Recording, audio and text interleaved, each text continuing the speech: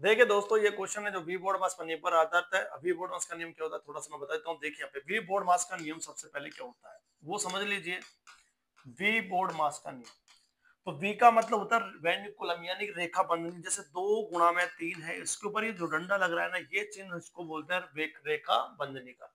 B का मतलब bracket, bracket में छोटा ब्रैकेट, ये मझला ब्रैकेट और ये बड़ा ब्रैकेट होता है। ओ का मतलब होता है ऑफ, ऑफ का मतलब होता है का, और डी का मतलब डिवाइडेशन यानी कि भाग, और एम का मतलब मल्टीप्लिकेशन यानी गुणा, ए का मतलब एडिशन यानी कि जोड़, और एस का मतलब सब्ट्रैक्शन यानी घटाव।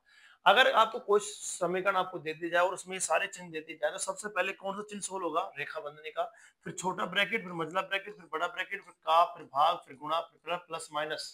तो सबसे पहले ये बात ध्यान रखना, का और गुणा दोनों का मतलब यहाँ पे ध्यान रखना गुणा होता है, लेकिन सबसे पहले अगर ये दोनों एक ही समीकरण में आ जाते हैं तो सबसे पहले हमें जाना है का के पास। किसके पास? का के पास।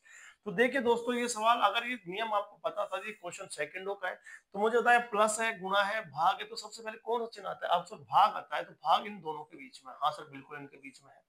तो 523 में 523 का डिवाइड करेंगे तो बोलो क्या आएगा? 1 आएगा। और 1 को 523 से गुणा करेंगे तो 523 आएगा। तो यह 523 प्लस में कितना? 1, और यहाँ 523 आया। और यहाँ गुणा 1 करेंगे तो 523 आ जाएगा। 523 से 523 जोड़ देंगे तो 1000 कितना आएगा? 46। और आपका आंसर आ जाएगा, कौन सा ऑप्शन आ जाएगा? सी ऑप्शन आ जाएगा। अब इसी क्वेश्चन को आप है ना, इस क्वेश्चन को आप करके देखना। इस क्वेश्चन में ऐसे सीपीयू एग्जाम 27 या 2024 का पूछा है। 9 गुणा ये आपको सवाल दिया, तो हमें सबसे पहले बताओ इन चिन्हों में। देखो गुणा का भी है, प्लस है, भाग है, माइनस है, गुणा है, प्लस प्लस भाग, गुणा माइनस माइनस गुणा ही है। तो सबसे पहले क्या आता है? आप सब भाग आता है सबसे पहले। तो भाग 9 में 9 का भाग देंगे तो बोलो क्या आएगा? 1 आएगा। हाँ सर बिल्कुल 1 आएगा। तो इसकी जगह आप क्या लिख सकते हो बताओ? 1 लिख सकते हो। हाँ सर। अब मुझे था 1 आ गया, 9 में 9 भाग दिया 1 आ गया। अब मुझे था क्या सोल्व होगा? आपको गुणा सोल्व होगा। यहाँ भी गुणा है, यहाँ भी गुणा है, और यहाँ भी गुणा है, और यहाँ भी क्या है? गुणा है। अब देखो यहाँ लिख लो, 9 गुणा 9 कितना होता है? 81, प्लस में 1, माइनस 9 गुणा 9 81, प्लस में 9, फिर 9 गुणा 9 प्लस 9 आ गया, प्लस आ गया। 9 गुणा 9 कितना होता है? 81, माइनस में 9, फिर माइनस में कितना है? 81। ये आ गया हमारे पास। अब देखो यहाँ वैसे सोल्व करने से पहले काट लो। देखो प्लस का 81, माइनस का कट गया, प्लस से माइनस कट गया, और ये प्लस से माइनस कट गया। ऐसे प्लस के 9 से माइनस का 9 कट गया, तो केवल आंसर कितना है? 1 आया। इतना सिंपल सवाल है। जैसे एक क्वेश्चन मैं आपसे पूछूं, अगला क्वेश्चन लंगड़ी बिन का क्वेश्चन। देखो आपने बनाने को सबने बनाया होगा, नीचे सोल्व होता है, नीचे से ऊपर मारते जाओगे बहुत टाइम लगेगा।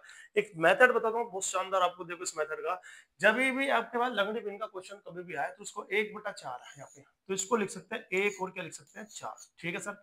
अब बताइए इसके साथ में प्लस का 1 है तो यह प्लस का 1 लिख दो, इसके सामने प्लस का 3 है तो यह प्लस का 3 लिख दो, इसके सामने प्लस का 2 है तो प्लस का 2 लिख दो। बस जो भी प्लस है माइनस वो लिख दो। या प्लस 1 है प्लस 1, प्लस 3 है प्लस 3, और प्लस 2 है प्लस 2 लिख दिया।